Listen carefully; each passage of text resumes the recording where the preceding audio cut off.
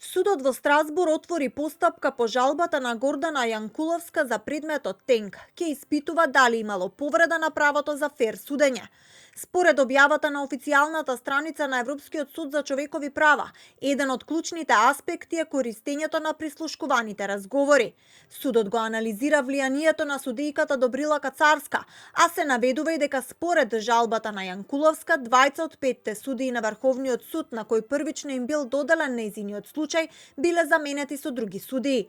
Во прашањата испратени до државата стои: дали имала фер расправа со оглед на околностите во кои биле добиени аудио снимките од наводно незаконски пресретнати комуникации, користени како докази во постапката, и наводниот недостаток на можност на подносителот на барањето да ја оспори нивната автентичност. Екс-министерката Јанкуловска на социјалните мрежи порача дека иако поминале скоро 5 години од поднесувањето на апликацијата, фактот дека Страсбур ги препознал повредите за неа е мала лична сатисфакција. Може би конечно оние со 2% доверба ќе ја примат пораката дека не смеат да слугуваат на ничии интереси и агенди затоа што граѓаните ги плаќаат да ги штитат, а не да ги кршат нивните права. А според премиерот Мицкоски, судијата кој го водел случајот Тенк денес има висока позиција и продолжува да носи одлуки со политички импликации.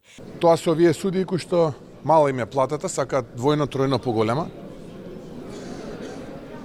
Партиски октруирани и заробени од страна на претходната влада. Малкумина се, ќе повторам, конкретно овој случај, видете кој го водеше, тоа е случајот Тенк, и видете каде се наоѓа тој судија денес. И не престанува тој судија. Сега ги атакува пензионерите. За жал, мораме да се срамиме и црвенееме пред Страсбур поради ваквите малкумина судии, ќе повторам, кои што за жал го контаминираат нашето судство. Јанкуловска од септември 2020 година ја издржуваше затворската казна за Тенк откако беше правосилно осудена за набавката на владиниот луксузен Мерцедес. На крајот од 2023 година излезе од затвор откако апелацискиот суд ја уважи нејзината молба за условен отпуст. Во истиот случај е осуден и екс-премиерот Никола Груевски кој избега во Унгарија.